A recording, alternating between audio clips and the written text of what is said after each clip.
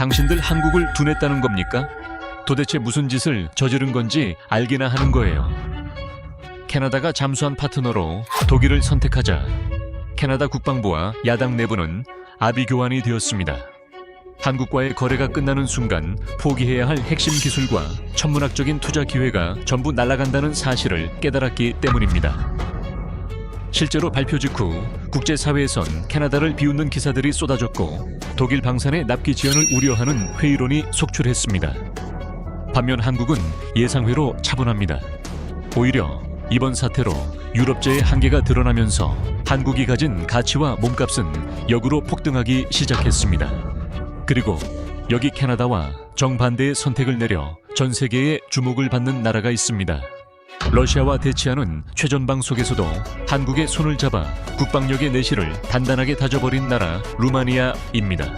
정치적 논리에 소아 안보 무덤을 파버린 자들이 발을 동동 구르던 그 시간 루마니아 작전실의 분위기는 음악 전혀 달랐습니다. 지구 반대편 강소국에 심장을 품고 진짜 실리를 챙긴 기막힌 역전극 지금 시작합니다.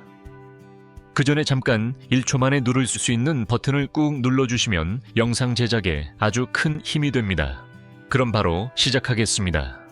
캐나다가 역대급 실수를 저지르고 말았습니다. 잠수함 사업을 두고 캐나다가 독일을 선택했다는 소식을 들었을 때 저는 웃음밖에 나지 않았습니다. 나토의 유대 강화라고요? 이빨 빠진 호랑이들끼리 뭉쳐서 대체 뭘 하겠다는 건지 싶었죠. 저는 이미 알고 있었습니다. 우리 안보는 우리가 지켜야 한다는 사실을요. 바로 얼마 전이었습니다. 60조 원 잠수함 12척 캐나다의 차세대 잠수함 도입 사업의 우선 협상 대상자가 발표된 게 말입니다. 그날 아침 참모장교 미르치아가 서류철을 든 차에 제 방문을 두드렸습니다. 소장님, 오늘 뉴스 보셨습니까? 캐나다 잠수함 사업 결국 독일이 가져갔답니다. 저는 신문을 펼쳐둔 차에 대답했습니다.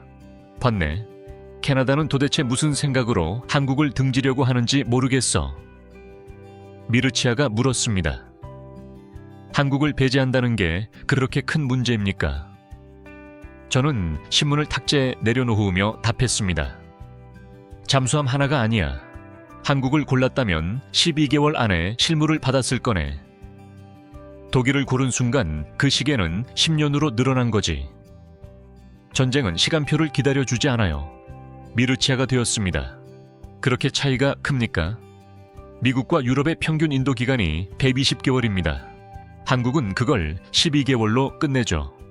캐나다는 몰랐던 게 아니라 알면서도 명분을 택한 겁니다. 명분은 전장에서 총알 한 발도 만들어주지 않아이 소식은 캐나다 안에서만 끝나지 않았습니다. 호주와 폴란드의 국방 전문가들까지 나서서 캐나다의 결정을 이해할 수 없다는 논평을 쏟아냈죠. 한국산 무기 체계를 이미 운용 중인 나라들은 압도적인 납기와 정비 편의성을 몸소 겪었기 때문입니다. 한호주 국방분석가는 이렇게 말했다고 합니다. 캐나다는 방패를 산 게 아니라 서류함을 산 것이다. 그 한마디가 국제 방산 시장 전체에 퍼져나갔습니다. 한국을 국방에서 배제한다는 건 단순히 거래 하나를 놓치는 게 아니었습니다. 가장 확실한 보험을 스스로 거차고 불확실한 약속에 조국의 안보를 맡기는 도박이었죠. 한국의 한화오션이 세계 유일의 리튬 전지와 수직 발사관을 들고 총력전을 펼쳤습니다. 캐나다 제철소에 3억 4,500만 달러를 투자하겠다는 파격 제안까지 내밀었죠. 그런데 캐나다는 실리 대신 명분을 골랐습니다. 독일 TKMS 그 낡은 잠수함을 선택한 겁니다. 독일은 제 나라 전차도 부품이 없어 못 굴리는 나라예요. 베를린 신공항 하나 짓는데 15년이 넘게 걸린 나라죠. 그런 나라가 60조 원짜리 잠수함을 제때 넘겨줄 수 있겠습니까? 캐나다 야당은 벌써 재앙이라고 외치고 있었습니다. 수세인트 말이 제철소 노동자들도 곧바로 들고 일어났습니다. 한화오션이 약속했던 투자와 일자리가 하루아침에 물거품이 된 겁니다. CTV 방송에는 피켓을 든 노동자들의 얼굴이 그대로 비쳤습니다. 일자리를 잃은 노동자 하나가 카메라 앞에서 외쳤습니다. 우리는 정치가 아니라 밥줄을 원했다. 그 한마디가 화면 밖으로 오래도록 남았습니다. 미르체아, 이건 남의 나라 이야기가 아니야. 미르체아가 되물었습니다. 캐나다 사전과 우리 루마니아가 무슨 상관입니까? 저는 창밖을 바라보며 답했습니다. 이름값을 믿고 실력을 버리는 나라가 캐나다 하나뿐일까? 우리도 지금 같은 도박을 하고 있는지 몰라? 나토라는 이름 하나만 믿고 우리 하늘을 통째로 미국에 맡겨왔으니까요. 그 말을 하는 순간 제 머릿속에는 지난해 겪었던 일들이 하나씩 떠올랐습니다. 저는 카탈린 도브레스쿠입니다. 35년을 루마니아군에 몸담았고 흑해와 동부전선을 총괄하던 제2보 명사단 게티카의 예스 사령관이었죠. 나토 연합훈련과 미군과의 합동작전을 현장에서 직접 지휘해 온 사람입니다. 지난해 말 사령관실 책상 위에서 받아든 종이 한 장은 통보가 아니라 사형 선고였습니다. 트럼프 행정부가 루마니아 순환 배치 병력을 전격 철수시키겠다는 내용이었죠. 제1길 공중강습, 사단 보병 여단 병력 중 700에서 800명을 빼겠다는 겁니다. 1700명이던 미군 규모가 하루아침에 1000명 수준으로 줄어들었습니다. 그날 오후 미르치아가 다시 제 방으로 뛰어 들어왔습니다. 소장님, 워싱턴에서 공문이 왔습니다. 병력 감축 통보입니다. 저는 종이를 받아들고 한참을 말없이 읽었습니다. 이게 사실인가? 이렇게 갑자기 말인가? 미르치아가 낮은 목소리로 답했습니다. 예, 이미 철수 일정까지 잡혀 있답니다. 명분을 줬던 나라도 명분을 강요하던 나라도 결국 같은 얼굴을 하고 있다는 걸 그날 깨달았죠. 미하일 코갈리찬 공군 기지와 데베셀루 기지는 유지된다고 워싱턴은 변명했습니다. 하지만 최전방을 지휘했던 저에게 그 말은 위로가 되지 않았습니다. 이것이 정령 동맹입니까? 더 무서운 소식은 그 다음이었습니다. 미국 방부는 루마니아를 시작으로 불가리아, 헝가리, 슬로바키아까지 감축 대상에 올렸습니다. 동유럽 전역에 미군을 대거 철수하는 안이 검토되고 있었던 겁니다. 백악관 고위 당국자들과 의회 군사위원회의 반대에 부딪혀 간신히 보류되긴 했죠. 대신 워싱턴은 6달 동안 유럽 주둔 태세를 전면 재검토하겠다고 발표했습니다. 6달짜리 시한부 안보라니. 이게 대체 무슨 동맹입니까? 미하원 군사위원장 마이크 로저스조차 가만히 있지 않았습니다. 그는 이번 감축안을 두고 동맹을 사지로 모는 조율되지 않은 자살골이라며 펜타곤을 향해 이례적인 비판 성명을 냈죠. 같은 워싱턴 안에서도 손발이 맞지 않는다는 사실이 저에게는 더 큰 공포로 다가왔습니다. 저는 지도를 펼쳐놓고 몇 번이고 되물었습니다. 워싱턴은 정말 우리를 포기하려는 걸까요? 그런데 워싱턴은 거기서 멈추지 않았습니다. 우리가 막대한 국가 예산을 지불하고 이미 도입해 운용하던 패트리어트 방공포대마저 반납하라고 요구했습니다. 중동 정세가 급하다는 이유 하나였습니다. 조국을 지킬 방패마저 빼앗긴 상황. 저는 그날 밤 잠을 이루지 못했습니다. 작전실에 홀로 앉아있던 저에게 미르치아가 다가와 조용히 물었습니다. 소장님, 패트리어트마저 없으면 우리는 대체 뭘로 하늘을 지킵니까? 나도 모르겠네. 지금은 그저 하늘을 올려다보는 것 말고 할 수 있는 게 없어. 미르치아가 다시 물었습니다. 이대로 당하고만 있어야 합니까? 저는 한참 침묵하다 답했습니다. 당하고 있을 순 없지. 다만 지금 우리 손에 주인 카드가 없다는 게 문제야. 그리고 얼마 지나지 않아 정말로 그 일이 벌어졌습니다. 러시아의 자폭 드론 잔해가 루마니아 영토 내로 추락한 겁니다. 경보가 울리던 그 밤 작전실은 순식간에 아수라장이 되었습니다. 병사 하나가 소리쳤습니다. 소장님, 낙지점 확인됐습니다. 민가와는 다행히 거리가 있습니다. 저는 그 보고를 받으면서도 안도할 수 없었습니다. 이번이 마지막이 아닐 거라는 확신 때문이었죠. 드론 잔해가 떨어진 지점은 민가에서 불과 수백 떨어진 밭이었습니다. 다음날 아침 저는 직접 현장을 찾았습니다. 그을린 잔해 옆에 서서 저는 처음으로 등골이 서늘해지는 걸 느꼈습니다. 이번엔 밭이었지만 다음번엔 어디일지 아무도 장담할 수 없었죠. 영미 유력 언론들이 일제히 떠들기 시작했습니다. 나토 동부 방어선에 치명적 균열이 생겼다고요? 루마니아가 러시아의 다음 타겟이 될 거라고 파멸을 예언하는 기사들이 쏟아졌습니다. 저는 그 기사들을 하나하나 읽었습니다. 방패는 없었고 병력은 줄었고 잔해는 이미 우리 땅에 떨어졌습니다. 누가 봐도 절망뿐인 상황이었죠. 그런데 그날 밤 지하 작전실에서 저는 예상 밖 것을 느꼈습니다. 비명 대신 낯선 냉정함이 저를 사로잡았던 겁니다. 이유는 저조차 바로 설명할 수 없었습니다. 다만 확실한 건 하나였습니다. 워싱턴이 등을 돌린 그 자리를 누군가는 이미 노리고 있었다는 겁니다. 지난해 그 밤을 떠올리고 나니 다시 눈앞에 신문으로 생각이 돌아왔습니다. 미르치아가 제 표정을 살피며 물었습니다. 소장님, 지금 무슨 생각을 하십니까? 저는 신문 속 캐나다 기사를 손끝으로 짚으며 답했습니다. 작년에 우리가 겪었던 절망을 캐나다가 이제 막 자초하고 있다는 생각이 드는군. 다만 캐나다에게는 아직 우리가 얻었던 답이 없어. 미르치아가 물었습니다. 우리가 얻었던 답이라는 게 무엇입니까? 저는 서류철 하나를 다시 열며 답했습니다. 절망 끝에서 우리가 찾아낸 이름이지. 캐나다가 방금 걷어찬 바로 그 나라 말이야. 미국이 성조기를 내리고 떠나던 그 자리에 대체 무엇이 들어서고 있었던 걸까요? 그 답을 찾았던 과거 서울을 향했던 여정을 다시 떠올렸습니다. 서울을 향한 길은 하루 아침에 열리지 않았습니다. 그 전에 먼저 워싱턴이 던진 또 하나의 폭탄을 마주해야 했습니다. 2026년 미국 방부는 국방 전략 검토 보고서를 발표했습니다. 모든 최첨단 전략 자산과 화력을 중국을 겨냥한 인도태평양 전선으로 이동시키겠다는 내용이었습니다. 나토 동부 전선은 이제 뒷전이 된 겁니다. 영국 파이낸셜 타임스는 발표를 두고 신랄하게 비판했습니다. 미국이 유럽의 안보를 되돌려주는 게 아니라 아무 대책 없이 내려놓고 도망치는 꼴이라는 겁니다. 저는 그 기사를 읽으며 미르치아를 불렀습니다. 이보게이 보고서 봤나? 미르치아가 답했습니다. 봤습니다, 소장님. 아시아에 다 쏟아붓겠다는 겁니다. 우리는 완전히 뒷전이군요. 저는 서류를 내려놓으며 말했습니다. 뒷전이 아니라 방치야. 이제 우리 하늘은 우리가 알아서 지켜야 한다는 뜻이지. 그런데 문제는 그뿐만이 아니었습니다.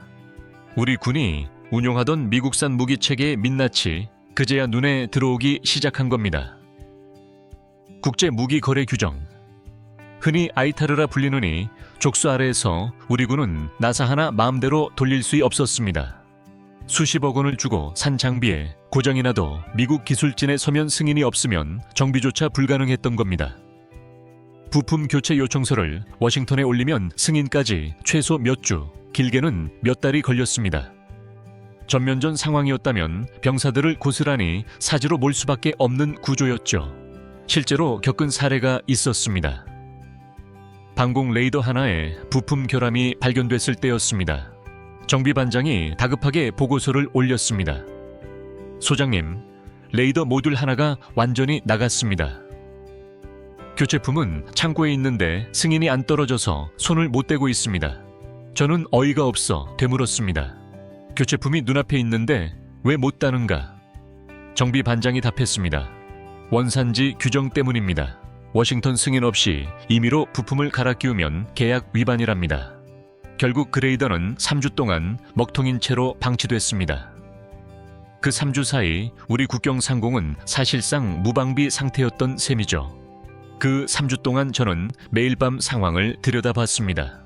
레이더 하나가 빠진 구간이지도 위에 검은 구멍처럼 표시되어 있었습니다. 야간 당직 장교가 조심스레 물었습니다. 소장님, 이 구간은 지금 누가 지키고 있는 겁니까? 저는 대답할 말이 없었습니다. 지키는 사람은 없었고 지켜야 할 서류만 워싱턴 어딘가를 떠돌고 있었을 뿐입니다. 승인서는 결국 3주하고도 이틀이 더 지나서야 도착했습니다. 정비 반장이 부품을 갈아 끼우며 허수음을 지었습니다. 소장님, 정비하는 데는 30분도 안 걸렸는데 말입니다. 저는 그 말을 듣고 허수음조차 나오지 않았습니다. 3주의 공백과 30분의 작업, 그 사이의 간극이 바로 우리가 처한 현실이었습니다. 이 일을 겪고 나서야 저는 아이타르라는 단어의 무게를 온몸으로 이해했습니다. 미르체아가 서류를 넘기며 물었습니다. 소장님, 이거 완전히 세입자 계약 아닙니까?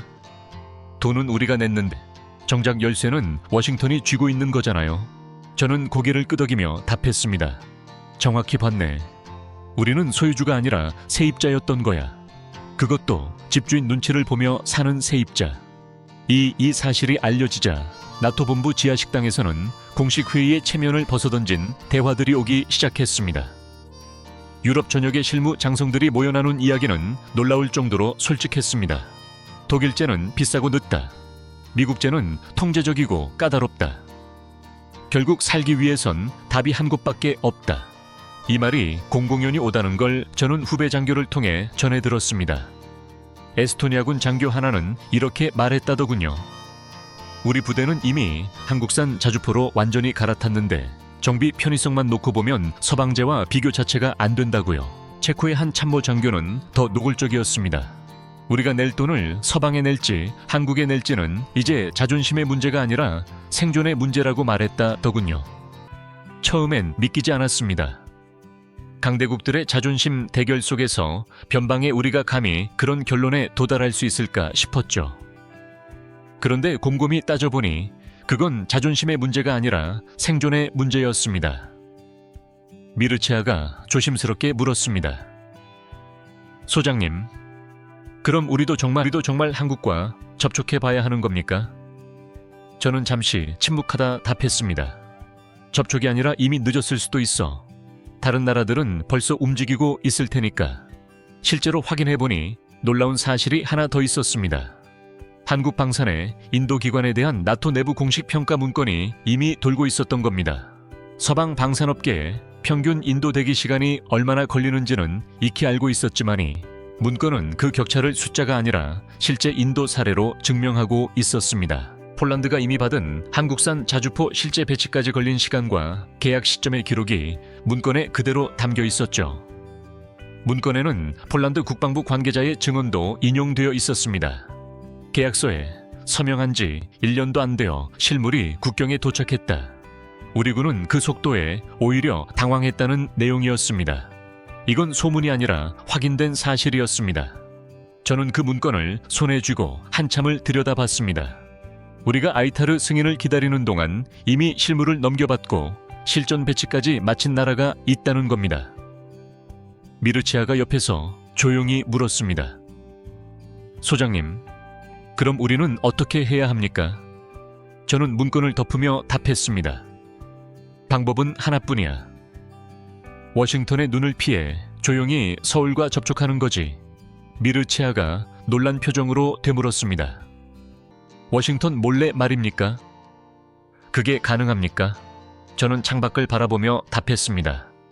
가능하고 말고를 따질 때가 아니야. 우리에게 남은 시간이 6달 뿐이라는 걸 잊지 말게.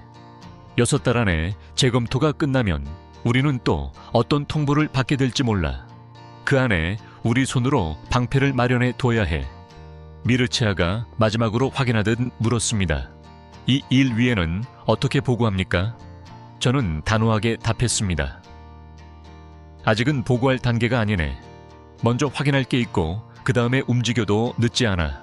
그날 밤 저는 국방조달청 실무진과 극비리에 접촉했습니다. 미국의 감시망을 피해 공식 채널이 아닌 비공식 경로로 서울과 연결고리를 만드는 작업이었습니다. 이 사실을 아는 사람은 극소수였습니다. 접촉 창구를 마련하는 과정에서 실무진 하나가 이런 말을 남겼습니다. 소장님, 이게 알려지면 워싱턴이 가만히 있지 않을 텐데요. 저는 그 말에 이렇게 답했습니다. 가만히 있지 않으면 어쩔 텐가. 이미 우리를 버린 건 저쪽이야. 접촉 창고가 열리기까지는 생각보다 오래 걸렸습니다. 서울 쪽 실무진은 몇 번이고 세부 조건을 확인해 왔습니다. 기술 이전 범위는 어디까지 원하는지, 현지 생산 비중은 얼마나 되어야 하는지 질문마다 신중함이 배어 있었습니다. 아가 그 질문지를 넘겨보며 감탄하듯 말했습니다. 소장님이 사람들은 발 생각만 하는 게 아니네요. 우리가 뭘 원하는지부터 물어봅니다. 저는 그 말에 조용히 고개를 끄덕였습니다. 이런 방식은 처음이었습니다. 미르체아가 마지막으로 물었습니다. 소장님, 이게 성공하면 우리는 정말 달라질 수 있습니까? 저는 확신에 찬 목소리로 답했습니다. 달라져야만 하네. 우리는 더 이상 강대국의 결정을 기다리는 나라로 남을 수 없어. 며칠 뒤 서울로부터 회신이 왔습니다. 협상 테이블이 마련됐다는 소식이었습니다. 저는 그 소식을 받아들고 이상하게도 손이 떨렸습니다. 두려움 때문이 아니었습니다. 지금까지 겪어보지 못한 종류의 기대감이었습니다. 미르체아도 같은 감정을 느꼈던 모양입니다. 소장님, 저도 왜인지 모르게 심장이 뛰네요. 저는 웃으며 답했습니다. 나쁜 신호는 아닌 것 같군. 출국 준비를 하며 저는 오랜만에 정복을 다시 꺼내 입었습니다. 거울 속에 제 모습이 낯설게 느껴졌습니다. 35년 동안이 옷을 입고 늘 방어의 언어만 말해왔는데 이번엔 뭔가 다른 걸 말하러 가는 기분이었거든요. 며칠 뒤 우리 대표단은 서울행 비행기에 몸을 실었습니다. 기내에서 미르체아가 창밖을 내다보며 중얼거렸습니다. 8,000km이라니 참 먼 곳이군요. 저는 그 말에 답했습니다. 거리는 멀어도 우리가 지금 향하는 건 가장 가까운 답일지도 모르지. 그리고 협상 테이블 위에서 마주한 서류 한 장이 우리 모두를 얼어붙게 만들었습니다. 그것은 무기를 팔겠다는 판매소가 아니었습니다. 협상 테이블 위에서 마주한 서류 한 장이 우리 모두를 얼어붙게 만들었습니다. 그것은 무기를 팔겠다는 판매서가 아니었어요. 방사청 실무자가 서류를 펼치며 설명을 시작했습니다. 이건 판매 계약서가 아닙니다. 기술 이전과 현지 생산 계획서예요. 미르체아가 서류를 넘기다 말고 되물었습니다. 기술 이전이라니 설계도까지 넘겨주신다는 겁니까? 담담하게 답했습니다. 핵심 설계도, 정비 매뉴얼, 생산 노하우까지 포함되어 있습니다. 저는 그 대답을 듣고도 믿기지 않아 되물었습니다. 숨겨진 조건이 있는 게 아닙니까? 이런 걸 조건 없이 넘겨준다는 게 말이 됩니까? 실무자는 잠시 저를 바라보다 답했습니다. 조건은 하나뿐입니다. 루마니아가 스스로 지킬 수 있는 나라가 되는 것 그것뿐이지요.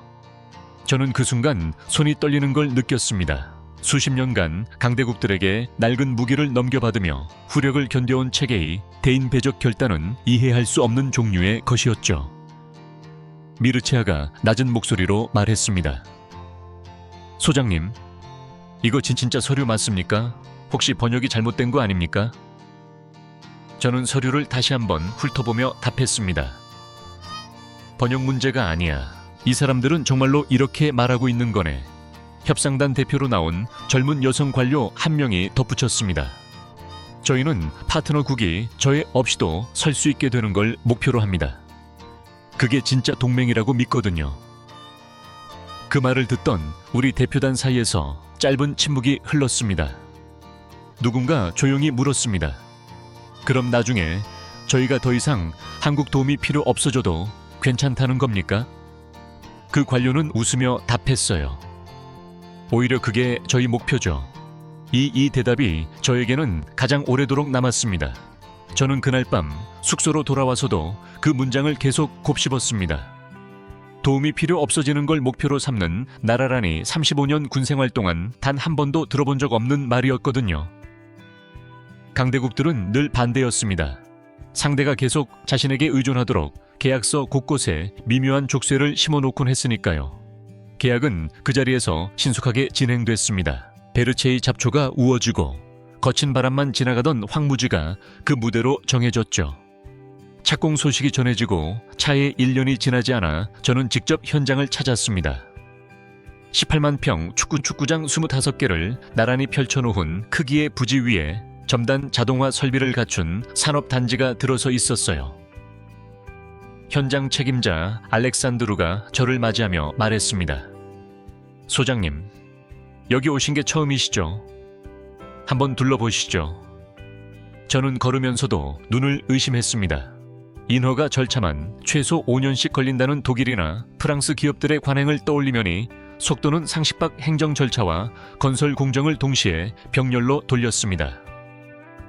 서류가 오가는 시간을 기다리지 않고 현장에서 바로바로 결정을 내렸어요. 저는 감탄하며 물었습니다. 그게 가능한 방식인가? 알렉산드로가 웃으며 답했습니다. 가능하다는 걸 증명해 보인 게 바로 이 공장이죠. 부지 초입에는 아직 예전 황무지의 흔적이 조금 남아 있었습니다. 거친 들풀 사이로 새로 깔린 아스팔트 도로가 대비를 이루고 있었어요. 알렉산드르가 그 자리를 가리키며 말했습니다. 1년 전만 해도 저기 서면 아무것도 안 보였습니다. 지금은 매일 야간 조명까지 켜놓고 돌아가고 있죠. 저는 그 대비를 바라보며 묘한 기분에 사로잡혔습니다. 가는 길에 마을 하나를 지났는데 예전에는 폐허나 다름없던 곳이었습니다. 지금은 새로 생긴 하청업체 간판들이 줄지어서 있더군요. 알렉산드루가 그 마을을 가리키며 말했습니다. 저 마을 청년들이 다 도시로 떠났던 곳입니다. 지금은 일자리 찾아서 다시 돌아오고 있어요. 마을 시장이라는 분을 잠깐 만났는데 이런 말을 하시더군요. 한국인들이 온 뒤로 마을에 피가 돌기 시작했습니다. 저는 그 표현이 오래도록 마음에 남았습니다. 죽어가던 마을 하나가 공장 하나로 다시 숨을 쉬게 된 거였죠. 공장 내부로 들어서자 더 놀라운 광경이 기다리고 있었습니다. 1km 길이의 초거대 주행시험 트랙이 통째로 건물 안에 들어와 있었던 거예요. 저는 그 규모에 말을 잃었습니다. 나토 사령부 고위 관계자들이 이곳을 견학하러 왔을 때도 같은 반응이었다고 하더군요. 알렉산드로가 설명을 이어갔습니다. 유럽 방산업계는 완성된 장비를 트럭에 실어 외부 시험장으로 옮겨 검증합니다. 여기선 그럴 필요가 없어요. 생산 라인 문을 열고 나온 자주포가 그 자리에서 바로 주행하고 포신을 구동하죠. 마침 그 순간 갓조립을 마친 자주포 한 대가 트랙 위로 굴러 나왔습니다.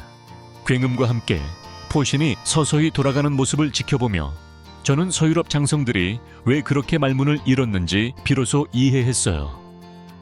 미르체아가 옆에서 중얼거렸습니다. 소장님, 이건 공장이 아니라 다른 세상이군요. 저는 고개를 끄덕이며 답했습니다. 다른 세상이 맞네. 우리가 늘 기다려야 했던 세상과는 완전히 다른 세상이지. 견학원 나토 관계자 중 한 명이 그날 남긴 말도 인상 깊었습니다. 독일 국방부에서 왔다는 그 인사는 트랙을 한참 지켜보다 이렇게 중얼거렸다고 합니다. 우리는 이 왜 진작하지 못했을까? 동행했던 프랑스 장교도 비슷한 표정을 짓고 있었다고 알렉산드가 귀스트해 줬습니다. 저는 그 이야기를 듣고 묘한 감정을 느꼈습니다. 한때 우리가 부러워하던 나라들이 이제는 우리 공장 앞에서 같은 감정을 느끼고 있었던 거죠. 가장 감동적인 장면은 그 다음이었습니다. 파란 작업복을 입은 루마니아 엔지니어들이 직접 용접봉을 들고 있었던 거예요. 알렉산드가 자랑스럽게 말했습니다. 저 친구들 처음엔 도면도 제대로 못 읽었습니다. 이제는 한국 기술진 없이도 자체 정비까지 해내죠. 저는 젊은 엔지니어 한 명에게 다가가 물었습니다. 일하는 게 힘들지 않은가? 그 청년은 용접 마스크를 들어올리며 답했습니다. 힘든 건 없습니다. 오히려 자랑스럽습니다. 제 손으로 조국을 지킬 무기를 만드는 거니까요. 저는 그 대답에 잠시 말을 잇지 못했습니다. 용접 불꽃이 튀는 모습을 한참 바라봤죠. 그 옆에는 목을 가다듬음 나이 지긋한 선임 엔지니어 한 명도 있었습니다. 그는 저를 보더니 담담하게 한마디 덧붙였습니다. 저는 예전에 서유럽 회사 하청도 해봤습니다. 그때는 저희가 뭘 만드는지도 정확히 몰랐어요. 부품 하나만 받아서 조립만 했으니까요. 지금은 다릅니다. 전체 공정을 다 알고 왜 이렇게 설계됐는지도 이해하면서 일합니다. 저는 그 말을 들으며 생각했습니다. 기술 이전이라는 게 단순히 도면 한 장을 넘기는 일이 아니라 사람의 자존심을 되찾아 주는 일이기도 하다는 걸 말이죠. 한국은 기술을 숨기기는커녕 매뉴얼과 정비 노하우를 아낌없이 전수했습니다. 루마니아 갈라치 제철소에서 생산된 강판이 한국의 기술을 거쳐 자주포의 단단한 장갑으로 부활했어요. 알렉산드로가 그 강판 하나를 가리키며 말했습니다. 이게 우리 갈라치산 철입니다. 이제는 우리 철로 우리 무기를 만드는 거죠. 저는 그 말을 듣고 오래도록 자리를 뜨지 못했습니다. 평생 강대국 밑에서 세입자로 살던 조국이 비로소 이 땅에 진정한 주인이 되었다는 확신이 들었기 때문이에요. 며칠 뒤 더 놀라운 소식이 들려왔습니다. 폴란드가 도입한 K9 자주포와 에스토니아의 한국산 장비까지 공장이 정비와 성능 개량을 맡게 됐다는 겁니다. 미르치아가 그 소식을 전하며 말했습니다. 소장님, 이제 우리가 동유럽 안보 공급망의 심장부가 된 겁니다. 저는 창밖 멀리 새로 지어진 공장 건물을 바라보며 답했습니다. 변방이었던 우리가 이제 중심이 되어 가는군. 거기다 나토 군수지원청이 공장을 아예 공식 군수기지로 지정하는 방안까지 검토 중이라는 소식도 들려왔습니다. 미르치아가 그 소식에 놀라며 물었습니다. 소장님, 공식 나토 기지로 말입니까? 우리 공장이요. 저는 그 말에 담담히 답했습니다. 당연한 흐름이지. 부품 하나 구하겠다고 서울까지 갈 필요 없이 여기서 며칠이면 해결되는데 누가 마다하겠나. 퇴근길에 알렉산드로가 마지막으로 이런 말을 남겼습니다. 소장님, 저는 이 공장이 자랑스럽습니다. 우리 청년들이 여기서 미래를 다시 찾았으니까요. 저는 그 말에 답했습니다. 자랑스러워 해도 되네. 이건 우리가 스스로 일으켜 세운 결과이기도 하니까. 돌아오는 차 안에서 저는 창밖으로 멀어지는 공장 불빛을 오래도록 바라봤습니다. 그리고 저는 문득 궁금해졌습니다. 이 공급망의 중심에 선 우리를 이제 주변국들은 어떤 시선으로 바라보게 될지 말이에요. 베르체의 요새가 완성되어 갈 무렵 저는 또 다른 위기와 마주해야 했어요. 이번엔 땅이 아니라 바다 흑회였죠. 네프드입 40억 유로 규모의 심해 가스전 개발이 2026년 현재 본격화되고 있었습니다. 완공되면 루마니아는 러시아의 에너지 협박에서 완전히 벗어나 유럽 최대 가스 생산국으로 도약할 기회를 맞이하게 됩니다. 에너지부 자문관 라두가이 사업의 규모를 저에게 브리핑하며 말했습니다. 소장님, 네프드 TV 조국의 100년 먹거리라는 말 과장이 아닙니다.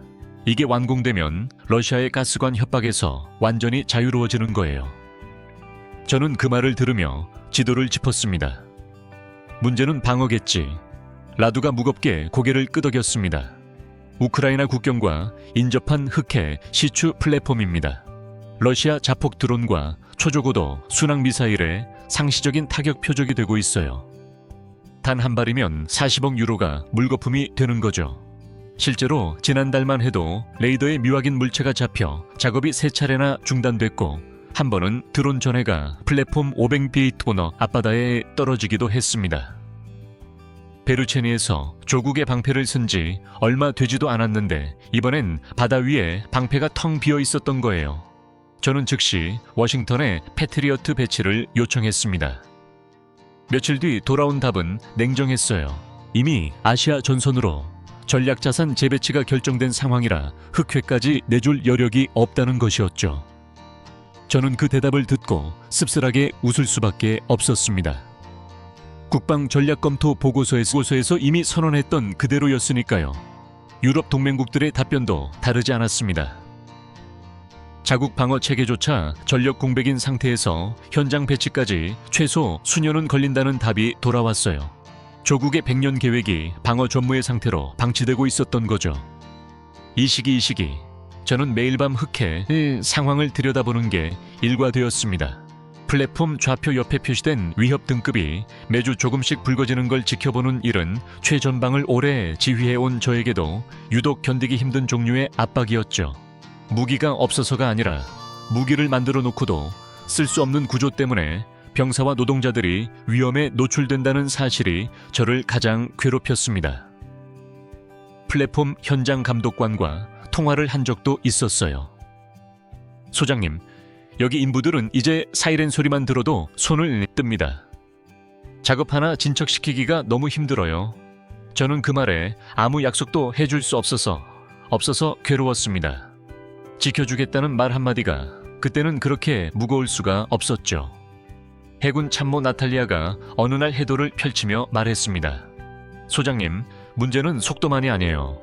흑해 환경 자체가 서방 장비에는 너무 가혹합니다. 염분과 습기가 워낙 심해서 서방 레이더는 정기 점검 주기가 짧아요. 그런데 그 점검조차 아이르 승인 없이는 손을 못 대죠. 저는 그 말을 듣고 허수음이 나왔습니다. 실제로 작년에 서방제 레이더 하나가 습기 때문에 고장났을 때 부품 하나를 받는데 2달이 걸렸어요. 그 2달 동안 함정 한 척이 사실상 눈을 감은 채로 순찰을 돌았던 거죠. 베르체니에서 겪었던 굴욕이 바다에서도 똑같이 반복될 뻔했던 순간이었습니다. 그런데 그 절망의 한복판에서 라두가 서류 하나를 들고 왔습니다. 소장님, 이거 한번 봐주세요. 중동에서 검증된 한국산 방공 체계 자료예요. 천공이라고 합니다. 저는 서류를 받아들며 물었습니다. 사막에서 검증된 무기가 우리 바다에서도 통할까? 나탈리아가 옆에서 끼어들었습니다. 사막의 모래바람과 바다의 소금바람. 둘 다 정밀 전자장비에는 최악의 환경이죠. 거길 버텨냈다면 우리 환경도 버틸 가능성이 높아요. 사우디아라비아와 아랍에미리트의 공식 평가서에 따르면 사막의 가혹한 환경에서 적의 드론과 미사일을 완벽하게 요격했고 서방 체계를 능가한다는 평가까지 있었습니다. 영국 제임스 디펜스는이 도입을 두고 단순한 무기 거래가 아니라 동유럽 전역의 에너지 안보 공급망을 통째로 재편할 신의 한 수라고 평가했죠. 국방 자료치고는 꽤나 과감한 표현이었지만 저 역시 그 평가에 점점 동의하게 됐습니다. 무엇보다 제 관심을 끈 건 실전 데이터의 구체성이었어요. 단순히 요격에 성공했다는 서술이 아니라 다중 표적 동시 교전 상황에서의 명중률과 대응 시간이 수치로 상세히 기록되어 있었죠. 서방 무기체계 평가서들이 뭉뚱그린 표현으로 넘어가던 부분을 문서는 하나하나 데이터로 증명하고 있었습니다. 저는 그 꼼꼼함 자체가 신뢰의 근거처럼 느껴졌어요. 협상은 그날 이후 초고속으로 진행됐습니다.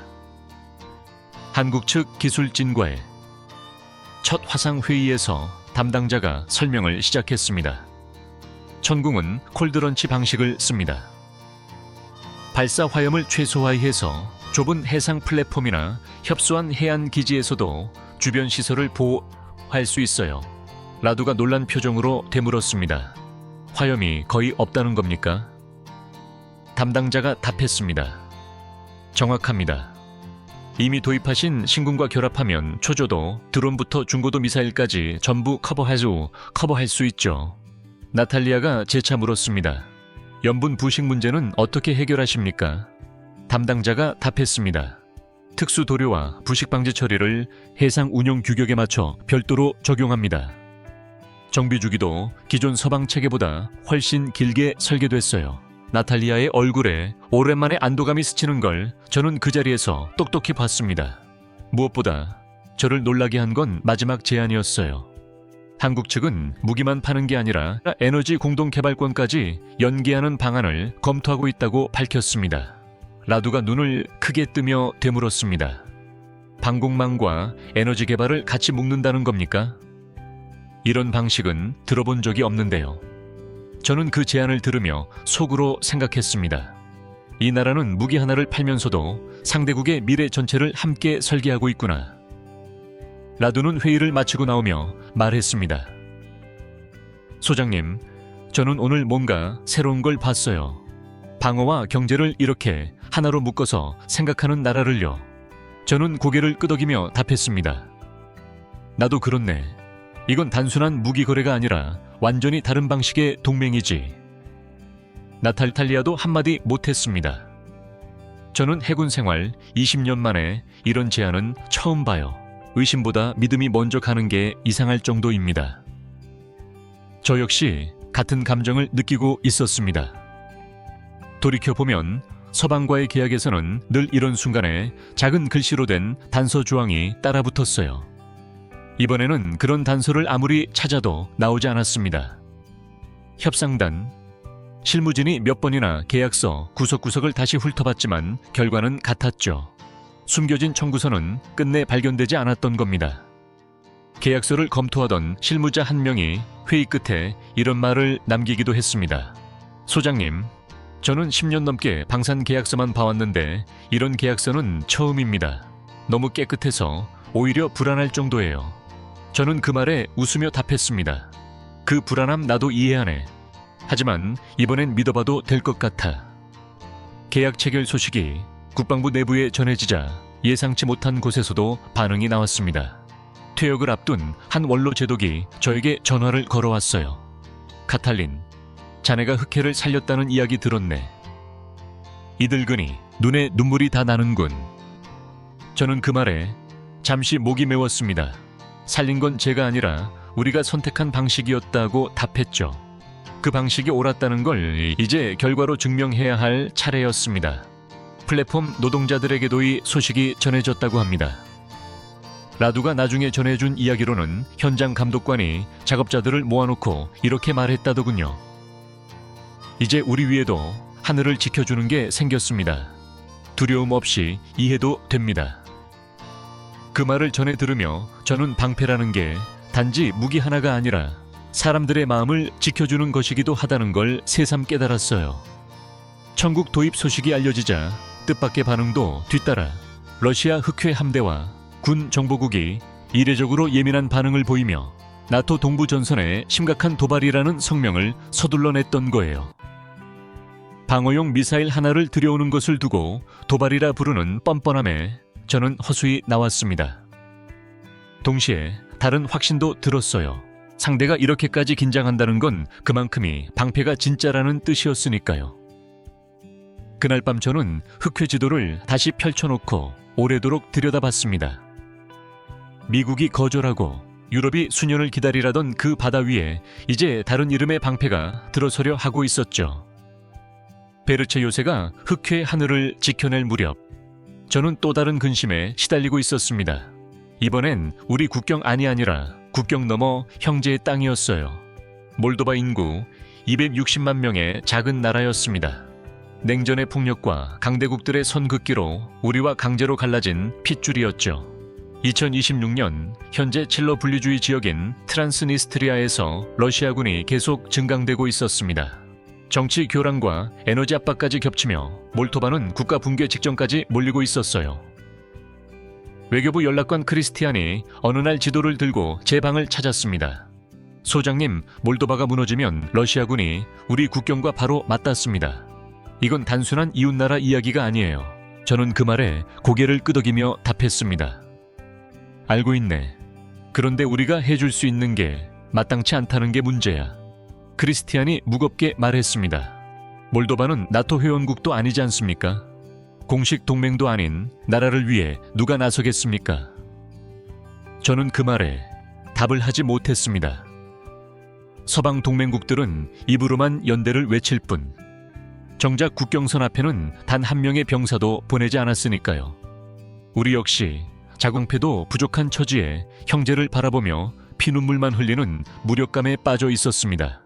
그 무렵 저는 몰도바 접경 지역을 시찰하며 국경 검문소에서 근무하는 젊은 병사 하나와 짧게 대화를 나눈 적이 있습니다. 병사가 국경 너머를 가리키며 말했습니다. 소장님, 저기 보이는 마을이 제 외할머니 고향입니다. 한 다리 건너면 다 친척인데 국경선 하나로 이렇게 갈라져 있어요. 저는 그 말을 듣고 잠시 아무 말도 하지 못했습니다. 지도 위의 선 하나가 누군가에게는 평생의 그리움이라는 걸 새삼 실감했기 때문입니다. 크리스티안이 조심스럽게 물었습니다. 소장님 혹시 한국 쪽에는 사정을 전해봤습니까? 저는 그 질문에 잠시 생각에 잠겼습니다. 베르체니와 흑해 문제로 한국과 계속 협의하던 중이었으니 안 될 것도 없었죠. 며칠 뒤 저는 방사청 실무진과의 정기회의 자리에서 이 문제를 조심스럽게 꺼냈습니다.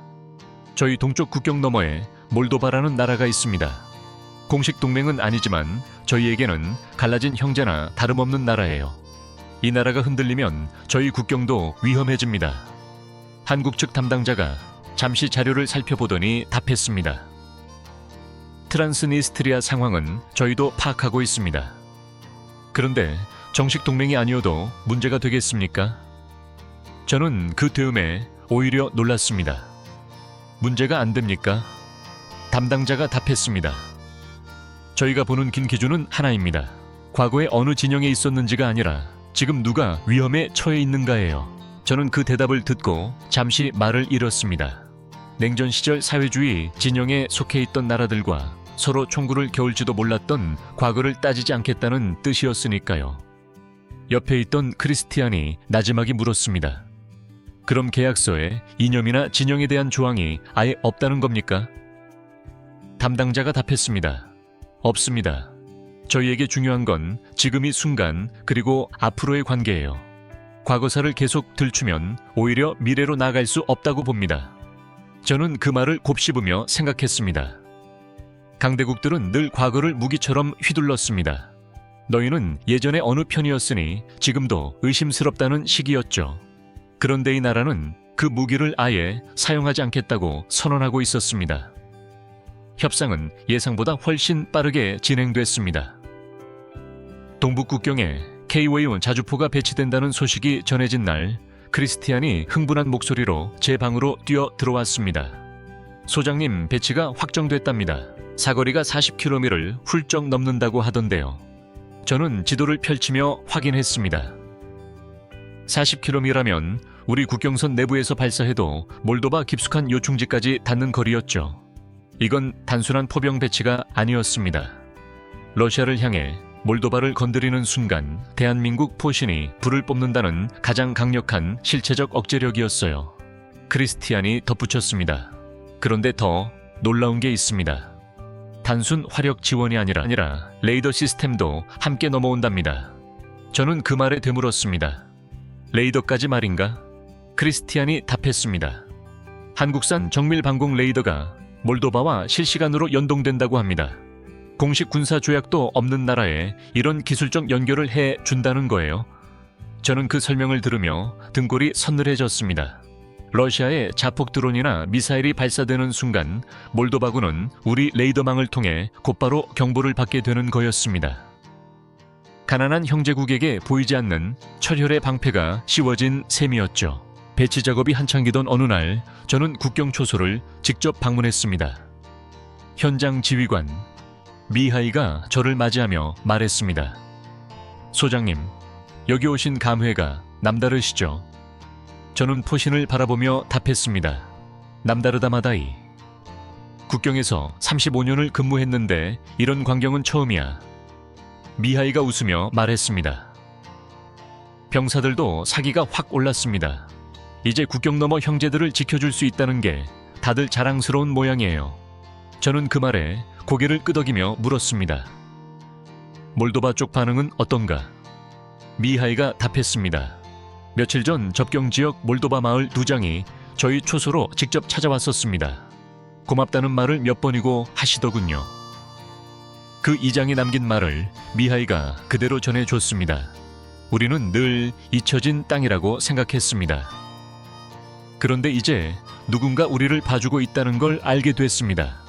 저는 그 말을 전해 들으며 잠시 눈시 뜨거워졌습니다. 잊혀졌다는 감각이 얼마나 사람을 지치게 하는지 저 역시 지난 몇 년 사이 뼈저리게 배웠으니까요. 몰도바 주요 언론들도 이 소식을 대대적으로 보도했습니다. 한국 무기가 서방의 어떤 외교적 문서보다 실질적인 안전판이라는 논평이 이어졌죠. 크리스티안이 그 기사를 읽어주며 말했습니다.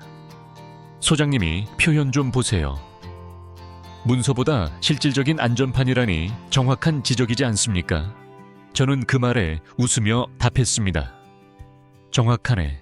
우리도 서류만 믿다가 뒤통수를 맞아봤으니 그 말이 얼마나 무거운지 잘 알지. 몰도바 국영방송국에서는 특집 다큐멘터리까지 편성했다고 합니다. 70년 전 한국전쟁에 폐허를 딛고 일어난 나라가 이제 자신들의 하늘까지 지켜주고 있다는 내용이었죠. 크리스티안이 그 방송 클립을 보여주며 말했습니다. 소장님, 이거 보십시오. 몰도바 어린 학생들까지 한국 역사를 배우겠다고 나서는 모양입니다. 저는 그 장면을 보며 묘한 감정에 사로잡혔습니다. 무기 하나가 국경을 넘어 이렇게 다른 나라의 교실안까지 파고들고 있었으니까요. 배치가 완료되고 몇 주 뒤 정보참모가 흥미로운 보고를 가져왔습니다. 소장님, 트란스니스 국경 인근에서 러시아군에 들어온 도발 빈도가 눈에 띄게 줄었습니다. 저는 그 보고를 들으며 지도를 다시 펼쳤습니다. 숫자로 확인되는 억제력이라니 이보다 확실한 증거가 있을까 싶었습니다. 정보참모가 구체적인 수치도 덧붙였습니다. 지난달 대비 도발 빈도가 절반 넘게 줄었고 야간 정찰보고 건수도 눈에 띄게 감소했다고 합니다. 저는 그 숫자들을 훑어보며 생각했습니다. 포신 하나, 레이더 하나가 이렇게 명확한 숫자로 평화를 만들어내는구나. 이 소식은 나토 정보에도 곧바로 전달됐다고 합니다. 정보 참모가 덧붙였습니다. 나토 쪽에서도 이 사례를 예의주시하고 있다는 연락이 왔습니다. 동맹도 아닌 나라의 정도 억제 효과를 만들어낸 사례는 드물다고요. 저는 그 말을 들으며 씁쓸한 웃음을 지었습니다. 정작 나토는 손을 놓고 있었으면서 이제 와서 사례 연구를 한다는 게 아이러니했으니까요. 크리스티안이 마지막으로 이런 말을 남겼습니다. 호장님, 저는 이번 일을 겪으며 동맹이라는 단어를 다시 배운 것 같습니다. 문서가 아니라 위기의 순간 옆에 남아주는 게 진짜 동맹이라는 걸요. 저는 그 말에 조용히 고개를 끄덕였습니다. 과거를 묻지 않고 오직 지금의 위험만을 기준으로 손을 내미는 나라. 며칠 뒤 몰도바 국방부에서 정식으로 감사 서한을 보내왔습니다. 크리스티안이 그 서한을 읽어주며 말했습니다. 소장님, 이 문장 좀 보십시오. 루마니아와 대한민국 두 나라의 도움을 몰도바는 영원히 기억할 것이라고 적혀 있습니다. 저는 그 문장을 들으며 조용히 웃었습니다. 기억한다는 말, 그것이야말로 가장 값진 대가일지도 모른다는 생각이 들었습니다. 저는 그날 밤 국경 너머둠 속에 잠긴 몰도바의 불빛을 오래도록 바라봤습니다. 그리고 문득 궁금해졌습니다. 이 국경을 지운 의리가 앞으로 얼마나 더 멀리 뻗어나갈지 말입니다. 지난해 말 빠져나간 미군 병력이 남긴 것은 텅 빈 자리만이 아니었습니다. 거대한 유령 같은 시스템 하나가 함께 남아있었습니다. 미국의 첨단 인공위성과 조기 경보기가 실시간으로 쏟아내는 데이터 링크망이었습니다. 문제는 그 데이터를 받아 쏠 손발이 우리에게 없었다는 겁니다. 통신전자전 담당 장교 다니엘라가 어느 날 상황판을 펼치며 말했습니다. 소장님, 이 데이터 자체는 여전히 살아있습니다. 그런데 저희 화력 체계로는 이걸 받아서 바로 쏠 방법이 없어요. 서유럽 동맹국들의 장비도 마찬가지였습니다. 미군 시스템과 주파수 규격이 맞지 않아 정보가 지연되거나 아예 유실되는 일이 반복되고 있었습니다. 다니엘라가 씁쓸하게 덧붙였습니다. 미국의 뇌는 여전히 우리 머리 위에서 돌아가고 있는데 정작 몸은 마비된 상태였던 거죠. 저는 그 표현에 고개를 끄덕였습니다. 정확한 진단이었습니다. 이 무렵 저는 야간 당직 근무를 서던 젊은 장교 하나와 짧은 대화를 나눈 적이 있습니다. 그 장교가 상황판을 가리키며 물었습니다. 소장님, 이 데이터는 다 어디로 가는 겁니까? 받는 사람이 없으면 그냥 허공에 흩어지는 거 아닙니까? 저는 그 질문에 답을 하지 못했습니다. 정확히 그 장교의 말대로였기 때문입니다. 값비싼 정보가 받아줄 손이 없어서 그대로 허공으로 흩어지고 있었던 겁니다. 이 공백을 메운 것은 뜻밖에도 한국기술진이 지휘통제센터에 들고 들어온 연결의 기술이었습니다. 한국산 K-9 자주포와 천공2는 처음 설계 단계부터 미군 시스템과의 동기화를 염두에 두고 만들어져 있었습니다. 다니엘라가 이 사실을 처음 확인했을 때 놀란 표정을 감추지 못했습니다. 소장님, 이거 별도 변화 장치가 필요 없습니다. 미군의 핵심 전술 데이터 링크인 링크스팅화 곧바로 연동되네요. 저는 그 말에 되물었습니다. 곧바로 연동된다는 게 정확히 무슨 뜻인가? 다니엘라가 설명했습니다. 기존 서방 장비들은 중간에 변환 장치를 거쳐야 데이터를 읽어낼 수 있었습니다. 그런데 한국 장비는 애초에 그 규격 자체를 이미 반영해서 설계됐어요. 저는 그 설명을 들으며 물었습니다. 그럼 우리가 따로 개조할 부분은 없다는 건가? 다니엘라가 고개를 끄덕였습니다. 암호화 프로토콜 몇 가지만 조율하면 됩니다. 나머지는 이미 다 준비되어 있었어요. 저는 그 대답에 허수이 나왔습니다. 우리가 몇 달을 고민했던 문제를 상대는 이미 설계 단계에서 풀어놓고 있었던 겁니다. 이 사실이 확인되자 루마니아 작전실에서는 실전 연동 테스트가 정력 실시됐습니다. 미 육군 고위 관계자들도 참관차 자리했습니다. 흑해상공의 미국 조기 경보기가 가상의 적기를 포착하는 시나리오였습니다. 다니엘라가 그날의 상황을 저에게 그대로 전해줬습니다. 소장님, 좌표 정보가 뜨자마자 1초도 안 되어 천공, 발사대와 K-온 사격 통제 컴퓨터로 그대로 꽂혔습니다. 타격 재원 계산까지 순식간에 끝났어요. 저는 그 말을 듣고 잠시 믿기지 않았습니다. 기존 서방 장비보다 오히려 짧아진 타격 시간이라니 이건 예상 밖의 결과였습니다. 참관하던 미군 장성들도 서로 얼굴만 바라보며 말을 잇지 못했다고 합니다. 다니엘라가 웃으며 덧붙였습니다. 그중 한 분이 이렇게 중얼거리는 걸 들었습니다. 우리 장비보다 빠르다니 이게 어떻게 가능한 거지? 저는 그 반응을 전해 들으며 묘한 통쾌함을 느꼈습니다. 한때 우리를 가르치던 이들이 이제는 우리 시스템 앞에서 당황하고 있었던 겁니다. 테스트가 끝난 뒤 참관했던 미군 장교 한 명이 저에게 직접 다가와 말을 걸었습니다. 소장님, 신뢰가 안 된다면이 시스템 구조를 좀 더 자세히 볼 수 있겠습니까? 저희 쪽에도 참고가 될 것 같아서요. 저는 그 말에 잠시 말없이 그를 바라봤습니다. 35년 군생활 동안 미군 장교가 저에게 이런 식으로 배우겠다고 청한 적은 단 한 번도 없었습니다. 저는 웃으며 답했습니다. 얼마든지 보여드리지. 우리도 처음엔 배우는 입장이었으니까. 그 장교는 노트를 꺼내 뭔가를 열심히 받아 적기 시작했습니다. 저는 그 모습을 지켜보며 묘한 격세지감을 느꼈습니다. 한때 저 자리에 서서 미군의 설명을 받아 적던 사람이 바로 저였으니까요. 세월이 이렇게 자리를 바꿔 놓을 줄은 그때는 상상도 하지 못했습니다. 이 성과는 탄약 공급 문제에서도 빛을 발했습니다. 우크라이나 전면전 이후 나토 창고는 사실상 텅 비어 있었습니다. 미국산 정밀 탄약을 구하려 해도 백고도가 밀려 기약이 없었습니다. 병참 담당 장교가 이 문제를 브리핑하며 말했습니다. 소장님, 150의 리민비 디르물이 나토 표준 호환. 탄약이 부족해서 훈련 일정도 줄이고 있는 실정입니다. 저는 그 말에 물었습니다. 한국 쪽 공급은 어떤가? 병참 장교가 답했습니다. 한국의 풍산과 한화가 배고도 없이 곧바로 공급하고 있습니다. 가격도 납기도 소방제와 비교가 안 됩니다. 저는 그 대답을 들으며 생각했습니다.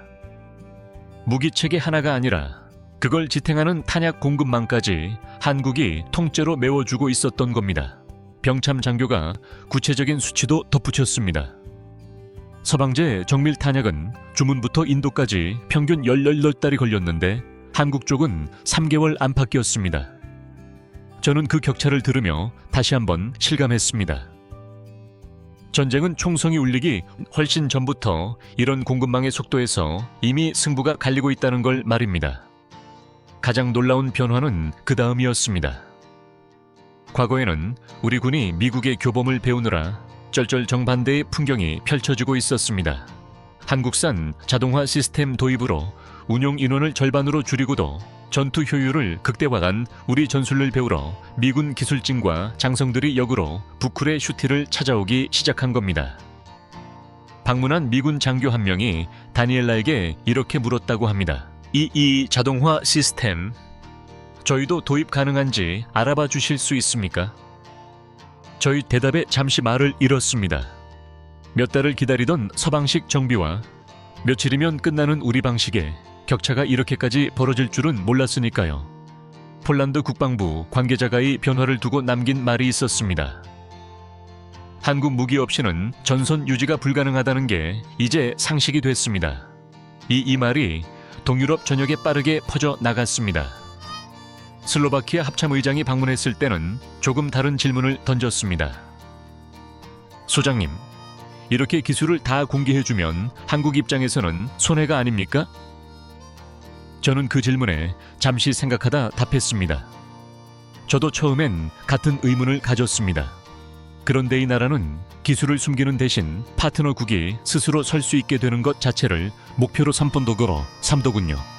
슬로바키아 합참 의장이 고개를 갸웃하며 되물었습니다. 그게 결국 무엇을 위한 겁니까? 저는 잠시 창밖을 바라보다 답했습니다. 신뢰를 위한 겁니다. 기술 하나를 쥐고 통제하는 것보다 신뢰를 쌓는 게 더 오래가는 무기라는 거리 나라는 알고 있는 것 같습니다. 베르체니 공장에서는 루마니아 청년 엔지니어들에게 용접 규격서부터 조립 공정 노하우까지 모든 걸 공개했습니다. 서유럽 방산 기업들이 흔히 블랙박스로 감춰두던 부분을 여기서는 처음부터 끝까지 투명하게 전수했던 겁니다. 오스트리아 국방부 실무진의 부분을 보고 인상 깊어했습니다. 실무진 대표가 저에게 물었습니다. 소장님, 이렇게 자국 청년들에게 전부 공개하면 나중에 기술 유출 우려는 없습니까? 저는 그 물음에 답했습니다. 유출이 아니라 이전이라고 봐야겠죠.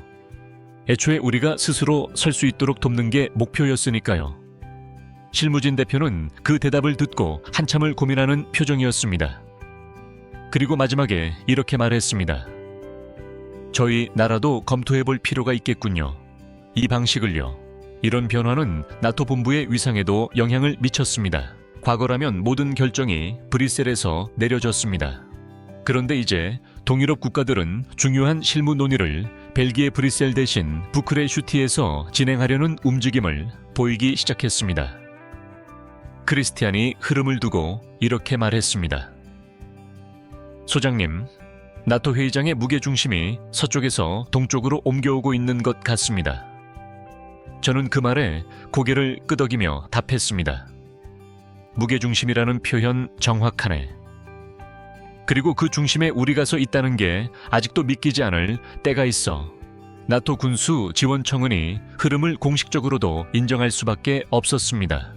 동유럽 회원국들 사이에서 한국산 데이터링크 호환성이 없는 국가에 대해 연합작전 참여에 제약이 생길 수 있다는 경고 문건까지 나돌았습니다. 크리스티안이 문건을 저에게 보여주며 말했습니다. 소장님, 이제는 합류하지 않으면 오히려 고립되는 구조가 된 겁니다. 저는 그 문건을 훑어보며 생각했습니다. 한때는 우리가 소외될까봐 전전긍긍했는데 이제는 반대로 다른 나라들이 우리 책에 합류하지 못할까봐 걱정하는 시대가 온 거였습니다. 불가리아, 슬로바키아, 에스토니아, 폴란드가 차례로 한국산 시스템 도입 계약을 체결했다는 소식이 이어졌습니다. 크리스티안이 그 소식들을 정리하며 말했습니다. 소장님, 이제 이건 도미노 같습니다. 한 나라가 합류하면 주변국이 안 할 수 없는 구조가 되어버렸어요. 저는 그 표현에 동의하며 답했습니다. 도미노 정확한 비유군. 그리고 그 첫 번째 패를 쓰러뜨린 게 바로 우리였다는 게 뿌듯하네. 독일 슈피겔과 프랑스 르몽드도의 이 흐름을 주목하기 시작했습니다. 두 매체 모두 한국 방산의 실용주의가 서유럽 방산, 카르텔을 서서히 무너뜨리고 있다는 분석 기사를 실었습니다. 크리스티안이 그 기사를 읽어주며 말했습니다. 소장님, 서유럽 언론들조차 이제 인정하는 분위기입니다. 저는 그 말에 웃으며 답했습니다. 인정할 수밖에 없겠지. 숫자와 결과가 눈앞에 있으니까. 이 무렵 저는 오랜 지인이었던 독일 국방부 인사와 사적으로 통화를 한 적이 있습니다. 그는 다소 씁쓸한 목소리로 말했습니다. 카탈린, 우리도 목을 가다듬음. 내부적으로의 문제를 심각하게 논의하고 있네. 우리 산업, 방식 자체를 재검토해야 한다는 목소리가 커지고 있어. 저는 그 말에 조심스럽게 답했습니다. 늦었다고 생각하지 않으시면 좋겠습니다. 지금이라도 방향을 바꾼다면 그게 맞는 선택일 겁니다. 그는 전화를 끊기 전 이런 말을 남겼습니다. 솔직히 부럽네. 자네 나라가 우리가 수십 년 동안 쥐고 있던 자존심을 자네들은 실용주의 하나로 뒤집어 버렸으니까. 저는 그 통화를 끝내고 한참을 창밖만 바라봤습니다. 한때 우리가 그렇게 부러워하던 나라의 관료가 이제는 우리를 부러워하고 있었으니까요. 그리고 저는 이 모든 변화의 핵심이 결국 무엇인지 다시 생각해 봤습니다. 그것은 화려한 스펙이나 압도적인 화력이 아니었습니다. 정해진 약속을 지키는 것, 그리고 상대를 진짜 파트너로 대우하는 것. 이 단순한 원칙 하나가 유럽의 오래된 질서를 통째로 흔들고 있었던 겁니다. 며칠 뒤 저는 슬로바키아 합참 의장으로부터 짧은 메시지를 받았습니다. 소장님 덕분에 저희도 결단을 내렸습니다. 다음 달 한국과 정식 계약을 체결합니다. 저는 그 메시지를 읽으며 조용히 미소 지었습니다. 변방이었던 우리가 이제 다른 나라의 결정에 영향을 미치는 위치에서 있다는 사실이 여전히 실감나지 않을 때가 있었습니다. 그날 밤 저는 부크레슈티의 야경을 오래도록 바라봤습니다. 한때 나토 회의장 구석 자리를 지키던 도시가 이제는 유럽 안보 지형의 중심이 되어 가고 있었습니다. 나토 안보 포럼에 참석해 달라는 초청장을 받았을 때 저는 조금 의아했습니다. 퇴역 군인인 저를 이런 공식 자리에 왜 불렀을까 싶었거든요. 크리스티안이 그 이유를 설명해 줬습니다. 소장님, 이번 포럼 주제가 동맹 신뢰의 재정이랍니다. 소장님만큼이 주제에 할 말이 많은 분도 없을 거예요. 저는 그 말을 듣고 씁쓸하게 웃었습니다. 할 말이 많다는 건 그만큼 겪은 게 많다는 뜻이었으니까요. 포럼 당일 회의장에는 유럽 각국의 장성과 안보, 전문가들이 모여 있었습니다. 발언 순서가 돌아오자 저는 잠시 숨을 고르고 입을 열었습니다. 저는 35년을 군인으로 살아왔습니다. 그 세월 동안 배운 게 하나 있다면 동맹이라는 단어가 얼마나 가볍게 쓰일 수 있는지에 대한 것이었죠. 회의장이 순간 조용해졌습니다. 저는 말을 이어갔습니다.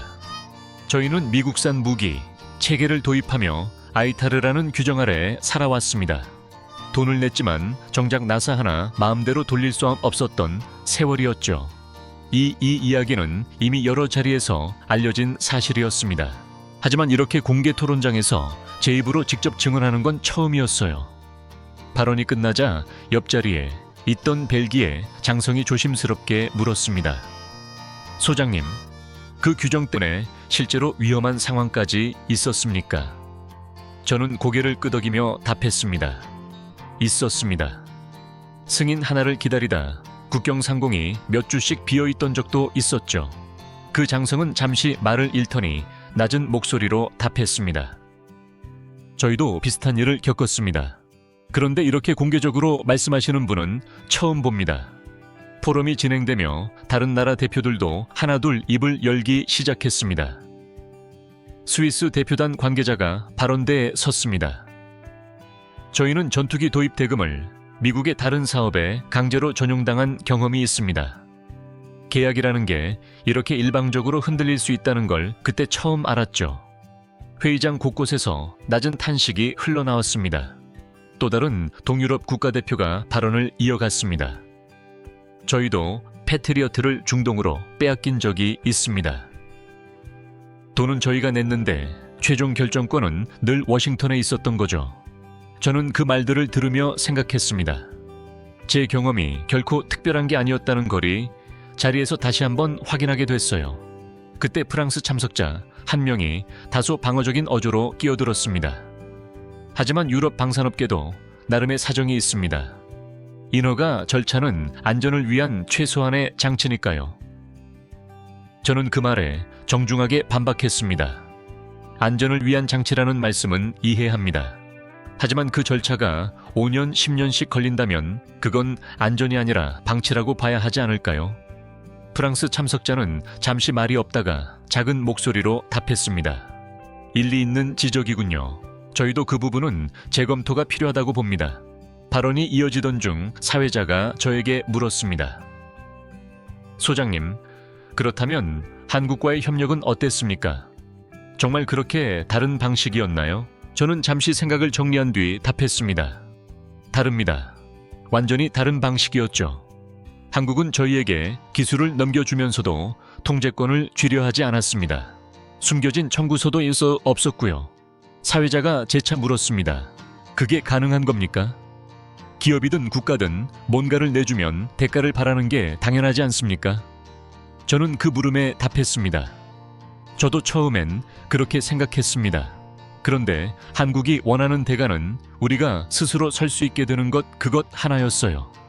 회의장이 잠시 술렁이었습니다. 한 폴란드 참석자가 손을 들고 말했습니다. 저희도 비슷한 경험이 있습니다. 계약서에 독소 조항이 하나도 없어서 오히려 저희 실무진이 의심했을 정도였죠. 저는 그 말에 고개를 끄덕이며 답했습니다. 저도 똑같은 의심을 했습니다. 그런데 그 의심이 결국 신뢰로 바뀌더군요. 포럼이 끝난 뒤 영국 이코노미스트지 기자가 저에게 인터뷰를 요청했습니다. 기자가 물었습니다. 소장님, 미국의 패권이 흔들리고 있다는 분석에 대해 어떻게 생각하십니까? 저는 신중하게 답했습니다. 흔들린다기보다 신뢰를 잃었다고 봐야 할 것 같습니다. 명분만 앞서고 실제 행동은 뒤따르지 않았으니까요. 기자가 다시 물었습니다. 그럼 그 공백을 한국이 메웠다고 보십니까? 저는 답했습니다. 메웠다기보다는 접수했다고 표현하는 게 더 정확할 것 같습니다. 회의를 열어 논의만 반복하는 서방과 달리 한국은 지금 바로 장비를 들고 왔으니까요. 이 인터뷰는 이코노미스트 기사에 실렸고 미국의 포린 폴리시에서도 비슷한 분석을 내놓았습니다. 두 매체 모두 미국이 동맹 관리에 실패하며 만든 공백을 한국이 압도적인 기술과 의리로 메웠다는 결론이었죠. 크리스티안이 그 기사들을 정리하며 말했습니다. 소장님, 이제 서방 언론들도 이 흐름을 대놓고 인정하는 분위기네요. 저는 그 말에 웃으며 답했습니다.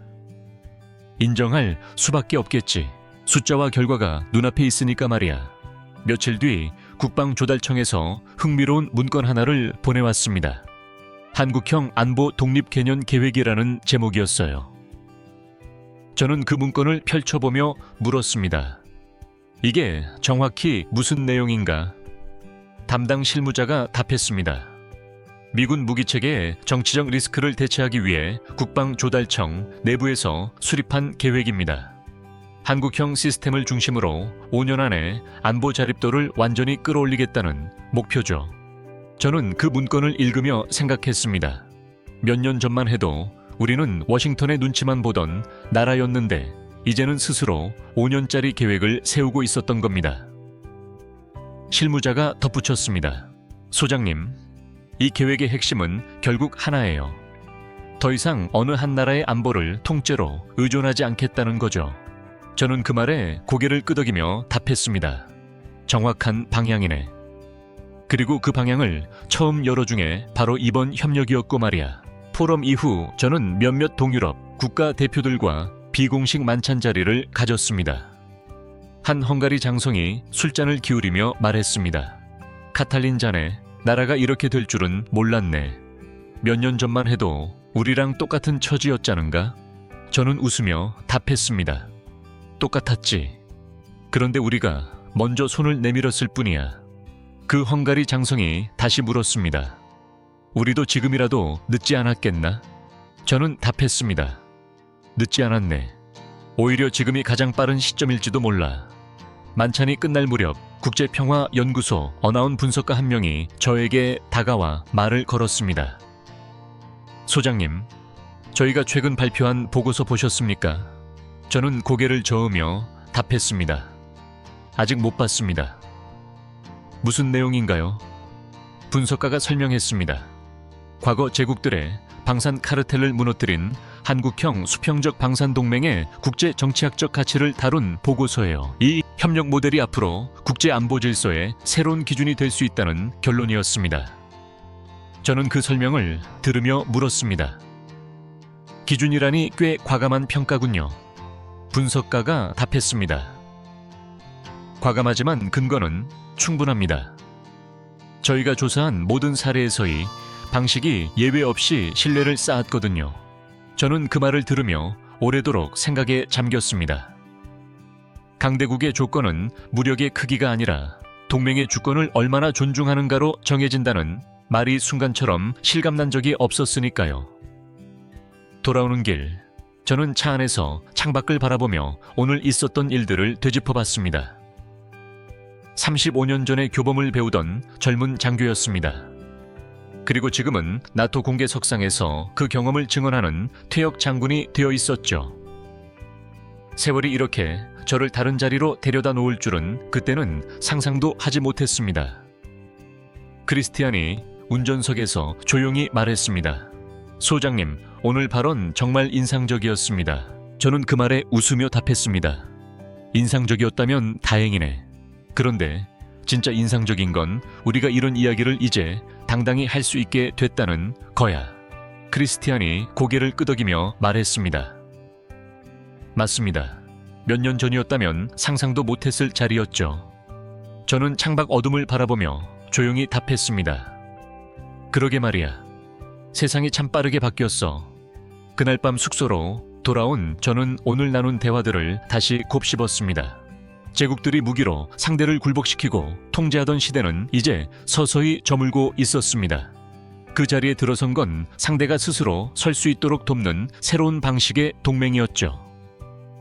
숙소 참가에 서서 저는 문득 오래전 사관학교 시절 배웠던 문구 하나를 떠올렸습니다. 동맹이란 서로의 약점을 먼저 알아차리고 채워주는 관계라는 당시엔 그저 교과서적인 말로만 들렸던 문장이었어요. 그런데 이제야 그 말의 진짜 무게를 이해하게 된 기분이었습니다. 우리의 약점을 채워 준 건 명분 뒤에 숨은 강대국이 아니라 묵묵히 실력으로 증명한 나라였으니까요. 퇴역식 날짜가 잡혔다는 통보를 받았을 때 저는 묘한 기분에 사로잡혔어요. 35년 흑회와 동부 전선을 오가며 보낸 세월이 이렇게 한 장의 국문으로 마무리된다는 게 쉽게 실감이 나지 않았거든요. 크리스티안이 퇴역식 준비를 도우며 물었습니다. 소장님, 마지막 연설은 준비하셨습니까? 저는 그 질문에 잠시 답을 미뤘습니다. 무슨 말을 남겨야 할지 사실 오랫동안 고민하고 있었으니까요. 퇴역식 전날 밤 저는 사무실에 홀로 남아 오래된 서류철 하나를 꺼냈습니다.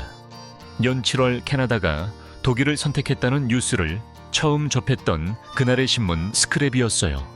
저는 그 종이를 손끝으로 쓸어보며 생각했습니다. 그 이틀 뒤 우리는 미군 감축 통보를 받았고 그렇게 모든 게 시작됐던 거죠. 돌이켜보면 참 짧은 시간이었습니다. 그런데 그 짧은 시간 안에 우리는 완전히 다른 나라가 되어 있었어요.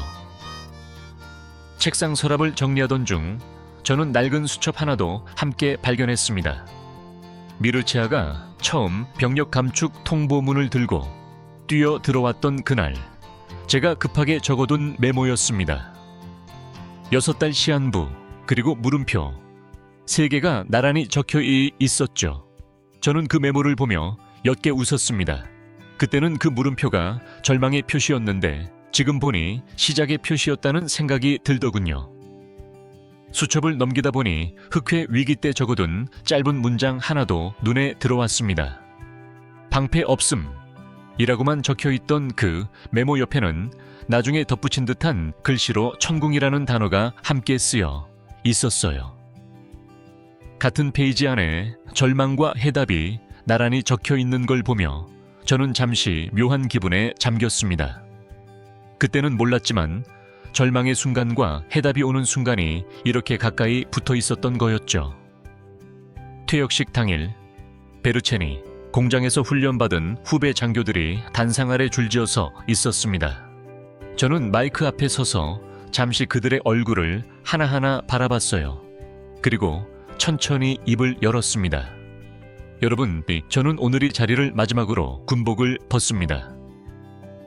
년 동안 제가 배운 것은 많았지만 가장 값진 교훈은 최근 몇 년 사이에 얻었죠. 후배 장교들이 조용히 귀를 기울였습니다. 저는 말을 이어갔어요. 워싱턴의 약속 문서보다 베르체이 공장에서 뿜어져 나오는 한국산 자주포의 시동 소리를 더 신뢰하십시오. 문서는 언제든 찢어질 수 있지만 그 시동 소리는 지난 몇 년간 단 한 번도 우리를 배신한 적이 없었으니까요. 몇몇 젊은 장교들의 눈시 붉어지는 게 보였습니다. 저는 계속했죠. 동맹이라는 단어를 함부로 믿지 마십시오. 대신 행동으로 증명하는 나라를 믿으세요. 우리가 위기에 처했을 때 서류가 아니라 실물을 들고 우리 땅으로 찾아온 나라가 있었다는 걸 여러분은 잊지 말아야 합니다. 맨 앞줄에 서 있던 젊은 여성 장교 하나가 손을 들었습니다. 소장님, 저희도 언젠가 다른 나라에 그런 존재가 될 수 있을까요? 저는 그 질문에 잠시 말을 잃었습니다. 그리고 답했어요. 될 수 있습니다. 우리가 받은 방식 그대로 우리도 언젠가 누군가에게 그 방식을 전할 수 있을 거예요. 연설이 끝나자 오랜 세월을 함께한 미르치아가 단상 앞으로 다가와 경례를 올렸습니다. 소장님, 그동안 고생 많으셨습니다. 저는 그 경례를 받으며 답했죠. 고생은 우리 모두가 함께한 거지. 자네가 없었다면이 모든 변화도 없었을 거야.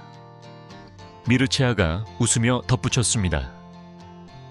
저는 그때 소장님, 방문을 두드리며 캐나다 뉴스를 전했던 순간이 아직도 생생합니다. 그게 이렇게까지 이어질 줄은 몰랐죠. 저도 그렇네 라고 저는 답했습니다. 작은 뉴스 하나가 이렇게 큰 이야기의 시작이 될 줄은 그날은 저도 몰랐으니까요. 표역식이 끝난 뒤 저는 국방부 대형 스크린을 통해 최근 촬영된 영상들을 다시 한번 살펴봤습니다. 폴란드 전선에서 KBI인 자주포와 K2 전차가 나란히 기동하는 장면이었어요. 이어 사우디 사막을 가로지르는 천궁2의 발사 장면이 지나갔습니다. 그리고 호주 대륙을 누비는 레드백 장갑차의 시험 주행 영상도 이어졌죠. 크리스티안이 그 화면들을 함께 보며 말했습니다. 소장님, 이게 지금 전 세계 40개국 이상에서 벌어지고 있는 일입니다. 저는 그 말에 고개를 끄덕이며 답했어요. 개국이라니 몇 년 전만 해도 상상하지 못했던 숫자로군 크리스티안이 덧붙였습니다. 미국 로키드 마틴과 레이시온 같은 전통의 방산 거두들도의 흐름에 완전히 당황했다고 합니다.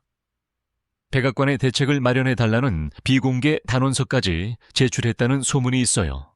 저는 그 이야기를 들으며 씁쓸하면서도 통쾌한 감정을 동시에 느꼈습니다. 한때는 우리가 그들의 눈치를 보며 부품 하나까지 승인을 기다렸는데 이제는 그들이 시장을 잃을까봐 전전긍긍하는 처지가 되어 있었으니까요.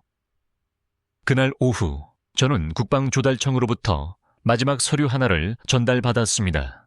로마니아 군순 해부가 한국 방사청에 전달할 최고 등급 비밀 각서였어요. 담당 실무자가 그 내용을 설명해 줬습니다. 소장님, 이 각서에는 영원한 안보 혈맹이자 전략적 동반자 관계라는 표현이 명시되어 있습니다. 저는 그 문구를 눈으로 확인하며 물었죠. 영원하다는 표현, 국가 간 문서에 흔히 쓰는 표현은 아니지 않나? 실무자가 답했습니다. 흔치 않죠. 그런데 이번엔 다들 이 표현이 맞다고 봤습니다. 지난 몇 년의 신뢰가 그만큼 확고했다는 뜻이겠죠. 저는 그 서류를 손에 쥐고 오래도록 바라봤습니다. 수십 년간 우리가 강대국들에게 받아온 문서들과는 완전히 다른 무게의 종이 한 장이었어요. 퇴역식을 마치고 집으로 돌아가는 길, 저는 차창 밖으로 스쳐가는 부크레슈트의 풍경을 오래도록 바라봤습니다. 몇 년 전만 해도 이 도시는 나토 회의장 구석 자리를 지키던 존재감 없는 변방의 수도였죠. 그런데 지금은 전 세계 방산 지형의 한 축을 담당하는 도시로 변해 있었습니다. 집에 도착한 저는 오래된 서재 서랍을 열어 그날의 신문 스크랩을 다시 꺼내봤습니다. 캐나다가 독일을 선택했다는 그 기사, 이빨 빠진 호랑이들끼리 뭉쳤다며 웃었던 그 순간이 모든 이야기의 출발점이었다는 게 새삼 신기했어요. 돌이켜보면 그 웃음은 사실 저 자신을 향한 것이기도 했습니다. 우리 역시 나토라는 이름만 믿고 우리 하늘을 통째로 남에게 맡겨왔으니까요. 캐나다의 선택을 비웃던 그날의 저는 정작 같은 함정에 빠져 있다는 걸 아직 깨닫지 못하고 있었던 거죠.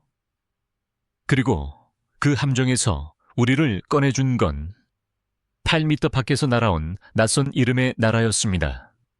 무기를 팔아 상대를 굴복시키던 제국들의 시대가 저물어가고 상대를 존중하며 함께 서게 만드는 새로운 방식의 강대국이 그 자리를 대신하고 있었어요. 서재에 앉아있던 저에게 손녀가 다가와 그 스크랩을 들여다보며 물었습니다. 할아버지, 이게 다 시작이었어요. 저는 웃으며 답했죠. 그래, 이 종이 한 장의 시작이었지. 너도 나중에 크면이 이야기가 얼마나 이어졌는지 알게 될 거야. 손녀가 다시 물었습니다. 그럼 이제 끝난 거예요. 저는 고개를 저으며 답했습니다. 아니, 끝난 게 아니야. 내 이야기는 오늘로 마무리되지만이 신뢰의 흐름은 계속될 거란다. 소녀가 스크랩 옆에 놓인 낡은 수첩을 가리키며 다시 물었습니다. 할아버지는 그때 무서웠어요. 저는 잠시 생각하다 솔직하게 답했습니다. 무서웠지. 방패도 없고 도와줄 사람도 없다고 느껴질 때가 가장 무서운 법이거든. 소녀가 고개를 끄덕이며 말했습니다. 그런데 지금은 안 무섭잖아요. 저는 그 말에 웃으며 답했습니다. 그래, 지금은 안 무서워. 그건 누군가 우리 옆을 지켜준다는 확신이 있기 때문이란다. 저는 그날 밤 서재 참가에 앉아 오래도록 생각에 잠겼습니다. 배신을 알고 버려짐을 아는 우리 루마니아는 위기의 순간 옆에 남아준 그 나라의 무게를 앞으로도 잊지 않을 겁니다.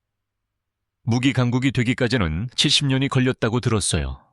그런데 세계가 인정하는 신뢰 강국이 되는 데는 그리 오랜 시간이 걸리지 않았죠.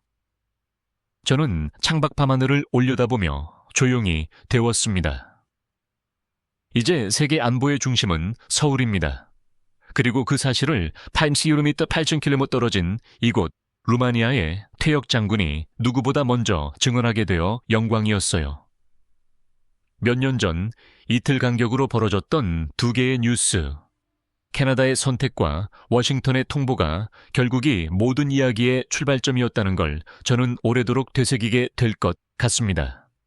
그리고 그 출발점에서 지금 이 자리까지 오는 동안 저는 확실히 알게 됐습니다. 진짜 강대국은 화려한 무력이 아니라 위기의 순간 옆에 남아주는 신뢰로 완성된다는 사실을요. 오늘의 사연은 여기까지입니다. 구독과 좋아요는 영상 제작에 음악 아주 큰 힘이 됩니다. 지금까지 감동 테라스, 저는 소희였습니다.